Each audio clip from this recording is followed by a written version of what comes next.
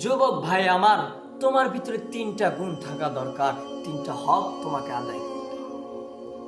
1 number হক আমার আল্লাহ তাআলার হক।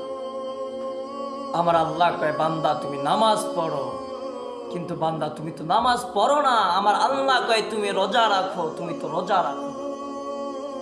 আমার আল্লাহ কয় বান্দা তুমি ঘুষ খাইও না, তুমি তারপরেও ঘুষ খাও।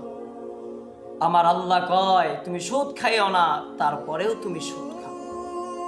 আমার আল্লাহর যে আদেশ নির্দেশগুলো আছে, এটা হচ্ছে আমার আল্লাহর হক। আল্লাহ যেটা আদেশ করেছেন এটা মানাও আল্লাহর হক, আমাদের মানতে হবে। এবং যেটা নিষেধ করেছেন সেটাও আমাদেরকে মানতে হবে। নামাজ পড়তে কইছে নামাজ পড়ব, রোজা রাখতে কইছে রোজা রাখবো, সুদ খাইতে নিষেধ করছে সুদ খাবো না, ঘুষ খাইতে নিষেধ করছে ঘুষ খাবো না। যুবক 2 নাম্বার হক কি? 2 নাম্বার হক হচ্ছে মা বাবার হক। আল্লাহ তাআলার পরই মা বাবার হক। মা বাবাকে সম্মান করো, যেন মা বাবা তোমার দ্বারা শব্দটাও বলতে না। আর যুবক একটু নজর বুলাইয়া দেখো, বর্তমান জামানার সন্তানেরা আমরা যারা আছি, মা বাবাকে মানতেই চাই না, মা বাবাকে মানতেই চাই না।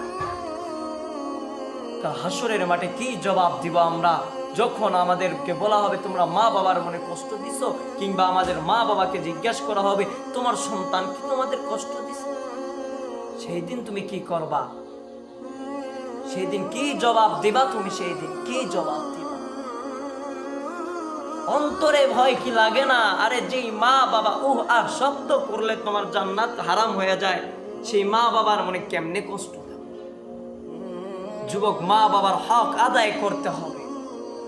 তোমার কোটি কোটি টাকা হয়েছে, ছোট্ট থেকে তোমার মা বাবা তোমাকে লালন পালন করলো। যেই মা বাবা সে যখন তুমি বড় হয়ে গেছো, টাকা পয়সা হয়েছে, তখন তুমি বলতেছো আমার মা আমাকে কি দিয়েছে, আমার বাবা আমাকে কি দিয়েছে।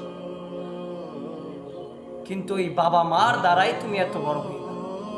আমার আল্লাহ বাবা মাকে উসিলা হিসাবে পাঠাইছিল, সেই বাবা মার উসিলায় তুমি আজকে এত বড় হইলা, এত কোটি কোটি টাকার মালিক হইলা।